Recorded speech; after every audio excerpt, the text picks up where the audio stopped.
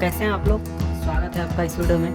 और इस वीडियो में हम पढ़ रहे हैं क्लास 10th का हिस्ट्री का चैप्टर नंबर 4, जिसका नाम है making of the global world, यानी कि जो एक ग्लोबल वर्ल्ड बना जिसमें कि आज हम रह रहे हैं, जहां पर सारे देशों की इकोनॉमी एक साथ जुड़ी हुई है, एक देश दूसरे देश के ऊपर डिपेंडेंट है। ये कैसे बना, इस चैप्टर में हम पढ़ रहे हैं। और पिछले वीडियो में हमने पढ़ा था टॉपिक नंबर 2 और 2.1, और इस वीडियो में हम पढ़ेंगे टॉपिक नंबर 2.2, और इसमें हम पढ़ेंगे रोल ऑफ टेक्नोलॉजी। तो देख, रोल ऑफ टेक्नोलॉजी हम किस दौर में पढ़ने वाले हैं। हम टॉपिक नंबर 2 में पढ़ रहे हैं क्या, 1815 से लेकर 1914 के बीच का, यानी इस साल के बीच में, यानी 1815 से लेकर 1914 के बीच में जो ग्लोबल वर्ल्ड बनने का जो प्रोसेस था, उसमें टेक्नोलॉजी का क्या योगदान था, इस टॉपिक के अंदर हम पढ़ने वाले हैं टॉपिक नंबर 2.2 के अंदर। तो आइए हम शुरुआत करते हैं। तो देखिए, आखिर इन चीज़ों में टेक्नोलॉजी की क्या रोल थी, क्या उसका योगदान था। जैसे कि रेलवेज जो आए, स्टीम शिप्स आए, टेलीग्राफ्स आए, तो ये सभी चीज़ें जो थी, ये सभी टेक्नोलॉजी का एक एग्जाम्पल ले सकते हैं जो कि 19th सेंचुरी में एक तरीके से आई थी। For example, we are important invention without which we can not imagine the transport 19th century world. देखिए, ये सभी ऐसे टेक्नोलॉजीज हैं जिनके बिना हम एक तरीके से इमेजिन नहीं कर सकते हैं, जो कि हमारा 19th सेंचुरी में पूरे वर्ल्ड में बदलाव आ चुका था। जैसे कि आप जानते हैं कि 19th सेंचुरी में 1853 में इंडिया में भी रेल आया था, और भी बहुत सारी चीज़ें आई थी 19th सेंचुरी में। पूरे वर्ल्ड में रेलवे इसी सेंचुरी में आई थी। तो ये सभी टेक्नोलॉजी के बिना क्या हम सोच सकते हैं कि वर्ल्ड में उतना बदलाव आया था जितना कि आज हम देखते हैं इतिहास में। But technological advances were often the result of larger social, political, and economic factors.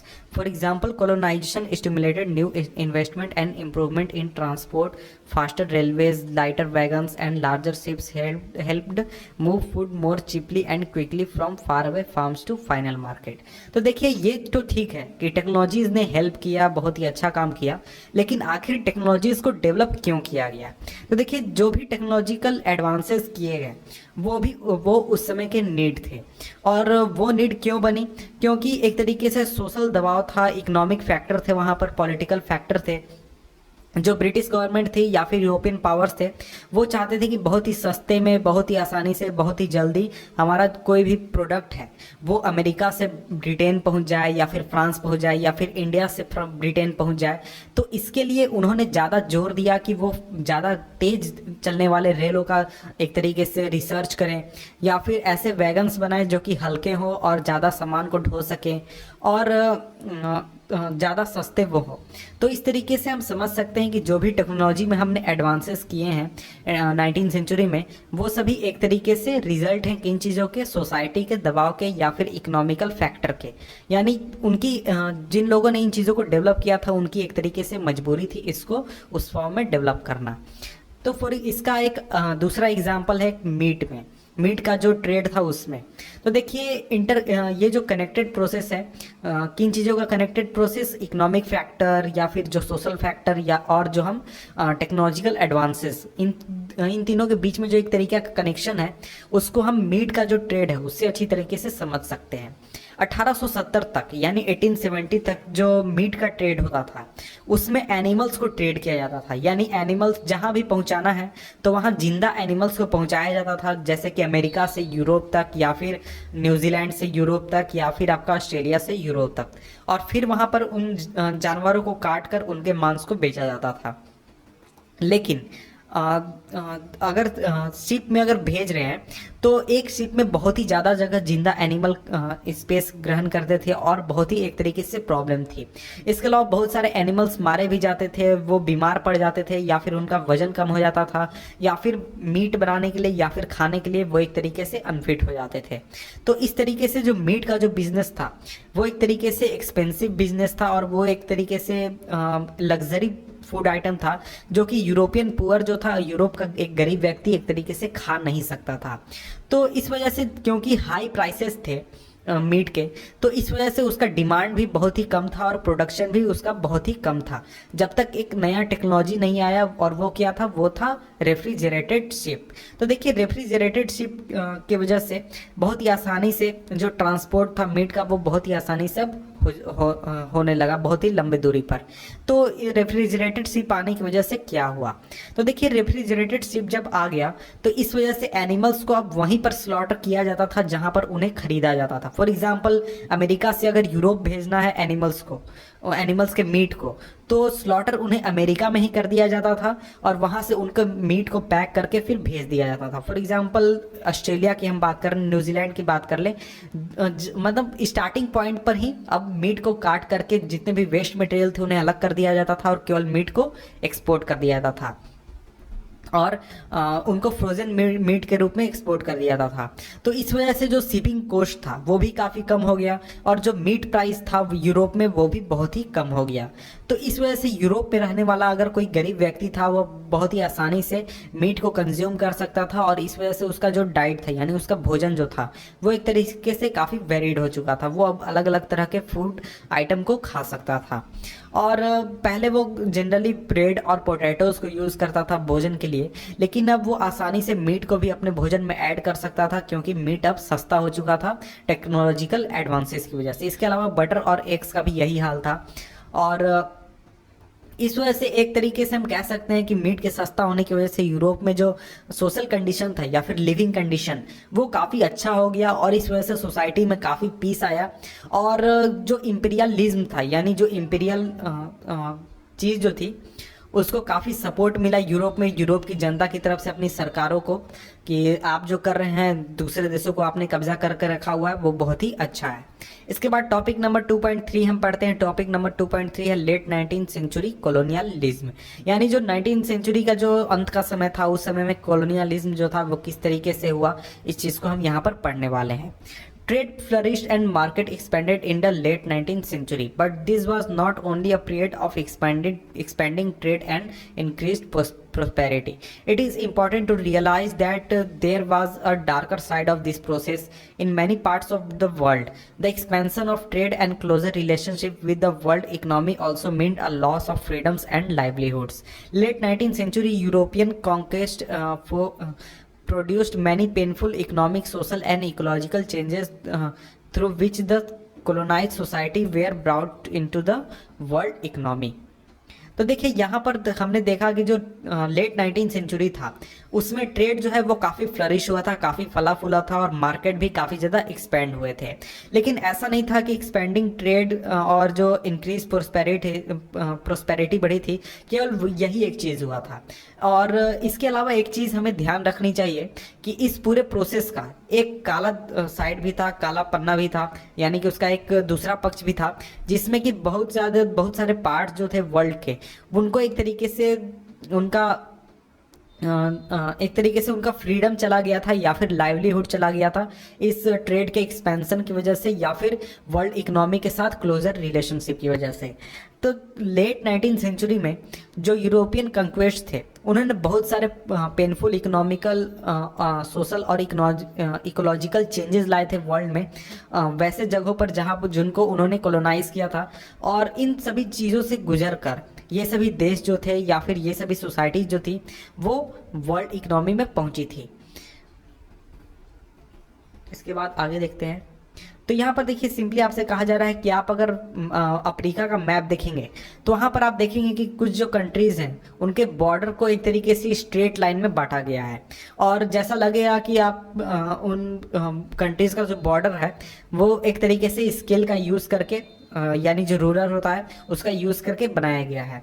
तो ऐसा है कि जो यूरोपियन पावर्स थे, राइवल यूरोपियन पावर्स अफ्रीका में, जैसे कि यहाँ पर देख सकते हैं फ्रेंच लोगों ने इस रीजन को कैप्चर किया था, आपका ब्रिटिश लोगों ने इन रीजन्स को कैप्चर किया था, इन सभी रीजन्स को, और भी दूसरे देशों ने, यूरोपियन पावर्स ने इन सभी रीजन्स को कैप्चर किया था। तो यहाँ पर देख सकते हैं ये सभी पावर जो थे ये 1885 में बैठे थे एक साथ और वहाँ पर बर्लिन में बैठे थे और वहाँ पर एक तरीके से अफ्रीका का जो पार्टीशन था उसका पार्टीशन उन्होंने किया था कि अफ्रीका को किन किन हिस्सों में हम बांटेंगे और किस तरीके से अफ्रीका का बॉर्डर्स हम तैयार करेंगे। Britain and France made vast additions to their overseas territories in the late 19th century. Belgium and Germany also became new colonial powers. The US also became a colonial power in the late 1890s by taking over some colonies earlier held by Spain. देखिए Britain और France जो थे उन्होंने अपने बहुत सारे एक तरीके से कॉलोनीज बनाए थे और उनका एक तरीके से कॉलोनियल एम्पायर बनाया था। इसके अलावा जो बेल्जियम थे, जर्मनी थी, इन्होंने भी अपने अपने आप को कॉलोनियल पावर बनाया था। इसके अलावा यूएसए, यानी जो यूएसए वो भी कॉलोनियल पावर बन गया था 1890s में, जब उसने स्पेन के कुछ जो कॉलोनीज थे उसको अपने कंट्रोल में ले लिया था और खुद वहाँ पर रूल करने लगा था। तो इस तरीके से देख सकते हैं कि किस तरीके से 1890s के बाद जो लेट 19th सेंचुरी था उस समय में क्या हालत हुई थी। इसके बाद टॉपिक नंबर 2.4 रिंडर पेस्ट और द कैटल प्लेग। तो यहाँ पर अब हम पढ़ने वाले हैं एक बीमारी के बारे में जिसने अफ्रीका को एक तरीके से अफ्रीका का एक तरीके से इतिहास बदल दिया या फिर अफ्रीका का भविष्य तय कर दिया उसने, यह हम समझ सकते हैं। In Africa in 1890s a fast spreading disease of cattle plague or rinderpest had a terrifying impact on people's livelihood and the local economy. This is a good example of widespread European imperial impact on colonized societies. It shows how in this era conquest, even a disease affecting cattle reshaped the lives and fortunes of thousands of people and their relations with the rest of world. देखिए Africa में 1890s में एक बीमारी ने cattle plague की बीमारी थी या फिर जिसे कि हम रिंडर पेस्ट कहते हैं, उसका एक बहुत ही टेरिफाइंग, बहुत ही बुरा इम्पैक्ट पड़ा था लोगों के जीवनी पर और वहाँ के लोकल इकोनॉमी पर। ये बहुत ही अच्छा एक बहुत ही अच्छा एग्जांपल है कि जो वाइड स्प्रेड जो एक तरीके से यूरोपियन इंपीरियल पावर था उसका किस तरीके से ख़राब इम्पैक्ट पड़ा था कोलोनाइज सोसाइटीज़ पर। तो ये हमें ये दिखाता है कि इस एरा में, यानी कि उस समय में जो कंक्वेस्ट हुआ था, उस समय में कंक्वेस्ट हुआ था एक डिजीज़ का जिसने सिर्फ कैटल को एक तरीके से अफेक्ट किया था। ऐसा नहीं था कि उससे कोई आदमी मरा था बीमारी से, उसने सिर्फ कैटल्स को अफेक्ट किया था और इस बीमारी ने लोगों के एक तरीके से लाइफ को चेंज कर दिया या फिर फॉर्चून, पूरे भविष्य को, किस्मत को उसने बदल दिया हजारों लोगों के या फिर लाखों लोगों के। और एक तरीके से उनका जो रिलेशन था पूरे वर्ल्ड के साथ उसको भी उसने काफ़ी ज़्यादा बदल दिया। Historically, Africa had abundant land and relatively small population. For centuries, land and livestock sustained African livelihood, and people rarely worked for a wage. In late 19th century Africa, there were few consumer goods that wages could buy. If you had been an African possessing land and livestock, and there was plenty of both, you too would have seen little reason to work for a wage. तो देखिए historically जो Africa था उसके पास बहुत ही ज़्यादा मात्रा में land था और बहुत ही कम पॉपुलेशन था। सैकड़ों सालों तक लैंड और लाइव स्टॉक जो था वो उसने अफ्रीकन लाइवलीहुड को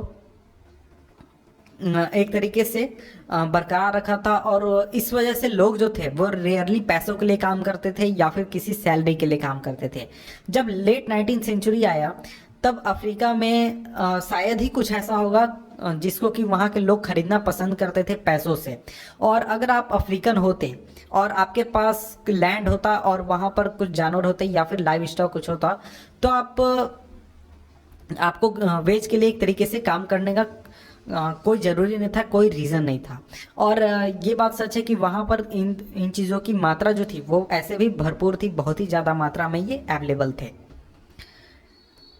In the late 19th century, Europeans were attracted to Africa due to its vast resource of land and minerals. Europeans came to Africa hoping to establish plantation and mines to produce crops and minerals for export to Europe. But there was an unexpected problem, a shortage of labor willing to work for wages. तो देखिए 19th century में जो Europeans थे वो Africa के प्रति आकर्षित इस वजह से हुए थे क्योंकि वहाँ पर बहुत ही ज़्यादा मात्रा में लैंड अवेलेबल था और वहाँ पर मिनरल्स भी अवेलेबल था।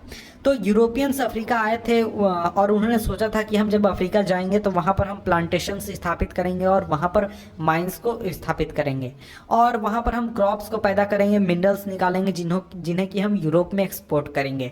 लेकिन यहाँ पर एक बहुत ही अनएक्सपेक्टेड प्रॉब्लम आ गया था, और वो ये था कि जो लेबर थे यानी कि वहाँ पर रहने वाले लोग थे, वो काम पैसों के लिए काम करने के लिए तैयार नहीं थे, और उनके पास यूरोपियंस के पास एक तरीके से कोई व्यक्ति ही नहीं था जो कि उनके लिए काम करता अफ्रीका में। और employers used many methods to recruit and retain labor. Heavy taxes were imposed which could be paid only by working for wages on plantation and mines. Inheritance laws were changed so that, तो देखिए जो employers थे यानी जो काम कराने वाले लोग थे, उन्होंने बहुत सारे ऐसे मेथड्स लगाए ताकि लोगों को रिक्रूट किया जा सके और लेबर के रूप में उन्हें रखा जा सके। और इस वजह से काफ़ी ज़्यादा टैक्सेस इम्पोज किए गए लोगों के ऊपर, और उन टैक्सेस को आप तभी चुका सकते थे जब आप प्लांटेशन या फिर माइंस में लेबर के रूप में काम करें। और इसके अलावा इनहेरिटेंस लॉज जो थे यानी इनहेरिटेंस लॉ जो थे उनको चेंज कर दिया गया so that peasants were displaced from land, ताकि जो पेजेंट्स हैं जो लोग ज़मीन पर काम कर रहे हैं उनको वहाँ से बेदखल किया जाए, वहाँ से निकाल दिया जाए। तो इनहेरिटेंस लॉ में ऐसा किया गया कि अगर कोई पिता है तो उसका सिर्फ उसके फैमिली का सिर्फ एक मेंबर होगा जो कि उसके लैंड को इनहेरिट कर सकता है, बाकी के लोग जो होंगे वो उनके पास कोई भी लैंड नहीं होगा, कोई भी ज़मीन नहीं होगी। तो इस वजह से उनके पास कोई भी काम नहीं बचेगा और उनको एक तरीके से फोर्स होना पड़ेगा लेबर मार्केट में काम करने के लिए। और इसके अलावा जो माइन वर्कर्स थे उनको उनके कंपाउंड में ही कन्फाइन करके रखा जाता था और उनको फ्रीली मूव करने नहीं दिया जाता था, और वो अपनी मर्जी से कहीं ना आ सकते थे और ना कहीं जा सकते थे। Rinderpest arrived in Africa in the late 1880s. It was carried by infected cattle imported from British Asia to feed the Italian soldiers invading Eritrea in East Africa. Entering Africa in the east, Rinderpest moved west like forest fire, reaching Africa's Atlantic coast in 1892. It reached Cape, Africa's southernmost tip 5 years later. Along the way, Rinderpest killed 90% of the cattle. तो देखिए rinderpest यानी कि cattle plague जो था वो Africa में पहुंचा 1880s में। तो आखिर ये वहाँ पहुंचा कैसे? तो ये आया था कुछ इन्फेक्टेड कैटल्स के साथ जो कि ब्रिटिश एशिया से लाए गए थे इटालियन सोल्जर्स को खिलाने के लिए, उनके भोजन को पूरा करने के लिए। और जब ये अफ्रीका में पहुंचा, ईस्ट इलाके में पहुंचा था सबसे पहले, और ईस्ट से होकर ये जब फैलना शुरू हुआ वेस्ट की ओर, तो ये एक जंगल की आग की तरह फैला और बहुत ज़्यादा लगभग सारे जानवरों को अपने शिकार में उसने ले लिया। और अटलांटिक कोस्ट में ये तुरंत ही 1892 में पहुंच गया, करीब 10 सालों 15 सालों में। और ये जो था कैपे यानी जो अफ्रीका का सदर्न मोस्ट टिप है वहाँ पर ये पहुंचा 5 सालों के बाद। और इस पूरे प्रोसेस में करीब अफ्रीका के 90% जो कैटल थे वो मारे गए थे, वो खत्म हो गए थे। और इसके बाद आगे पढ़ते हैं। The loss of cattle destroyed African livelihood, planters, mine owners and colonial governments now successfully monopolised what scarce cattle resources remained to strengthen their power and to force African into the labor market. Control over the scarce resource of cattle enabled European colonizer to conquer and subdue Africa. तो देखिए जो cattle का loss हुआ Africa में 90% जो cattle मारे गए वहाँ के, तो इस वजह से अफ्रीकन लोगों का जो लाइवलीहुड था, उनका जो जीवनी था वो एक तरीके से बर्बाद हो गया। इसके बाद एक बहुत ही सुनहरा एक तरीके से मौका जो यूरोपियन पावर्स थे उनके हाथ लग गया, और इस वजह से जो प्लांटर्स थे या फिर जो माइन ओनर्स थे उन और जो कॉलोनियल गवर्नमेंट्स थे उनके पास एक मौका था जो जिसमें कि वो अफ्रीकन जो लोग थे उनको अपने कंट्रोल में ले सकते थे। और इस वजह से इस मौके को उन्होंने जाने नहीं दिया। और इसके बाद जो बचे खुचे एनिमल्स वहाँ पर जिंदा बचे थे उन सभी एनिमल्स को, कैटल को उन्होंने अपने कब्जे में ले लिया ताकि उनके अपने पावर को वो मजबूत कर सके और अफ्रीकन्स को एक तरीके से फोर्स कर सके लेबर मार्केट में काम करने के लिए।